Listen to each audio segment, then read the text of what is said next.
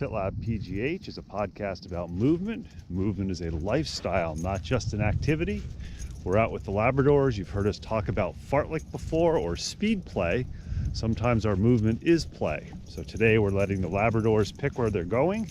We don't really have a goal other than to just be out moving and enjoying the fresh air. Over 40 degrees in December. And we're coming up to where if the Labradors go left, they go to hard surfaces. And if they go right, they go downhill on soft surfaces. We'll let them choose where to go. And Maggie the Black Labrador chooses to go downhill on the softer surfaces. The chocolate Labrador is eager to go along as long as she gets to keep her stick. Get out and move in a variety of ways and enjoy the fresh air. Another movement tip and lifestyle hack from Maggie and Emma, the Fit Lab PGH Labradors.